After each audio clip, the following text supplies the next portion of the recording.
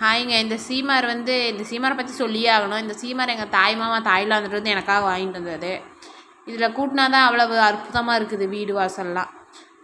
அந்த பழைய சீமார் இருக்குது, அதை தூக்கி போட்டேன். இப்போ இது புது சீமார் போன வாரம் தான் வாங்கிட்டு வந்தார். இந்த சீமாரத்தில் கூட்டுறதுக்கான காரணம், ஒரு முக்கிய காரணம் என்னென்னு பார்த்தீங்கன்னா, நேற்று பொள்ளாச்சி ஹாஸ்பிட்டல் போயிட்டு வரக்குள்ளே இங்கே ஒரு கொலை நடந்திருக்குது.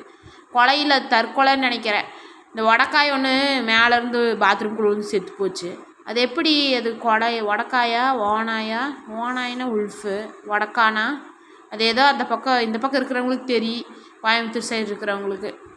அதை கூட்டி வெளியே போடுற முயற்சியில் தான் இருந்தேன். அதுக்கப்புறம் பார்த்தா சரி, இந்த புல் மேலே இருந்த குட்டி குட்டி பூச்சி திங்கிறதுக்கு அந்த உடக்கா வந்திருக்கும் போலக்குதுன்னு அதையெல்லாம் பிடுங்கலான்ட்டு குமிச்சு பிடுங்கினா முடியல. களி இருக்கிறதுனால ரொம்ப ஒரு மாதிரி தலை பாரமாக இருந்ததுன்ட்டு பிடுங்கலாமா வேண்டாமான்னு யோசிச்சுட்டு, வேண்டாம் நம்ம போய் வீட்டுக்குள்ளே சாப்பிட்டு தூங்குற வேலையை பார்க்கலாம், இதெல்லாம் நம்மளுக்கு ஆன வேலை இல்லை, எங்கள் அம்மா வந்தால் கொத்தி விட்டுக்குவாங்கன்ட்டு நான் போயிட்டேன். எனக்கு தாய் மாமனும் இல்லை, தாய்லாந்து சீமாரும் அது இல்லைன்னு உங்களுக்கே தெரியும். சும்மா பொய் ஃப்ராட பேசிட்டு போகிற போக்கில் அடிச்சு விட்றத. அவள் தூங்கும்போதே சோத்து போட்டிங்களான்னு கிளம்பிட்டேன் ஃப்ரெண்ட்ஸ். உடக்க ஆக மொத்தத்தில் பல எறும்புகளுக்கு இறையானது தான் மிச்சம். நான் சாப்பிடும்போது 2 மணி ஃப்ரெண்ட்ஸ். போயிட்டு வரட்டுங்களா? பாய்ங்க.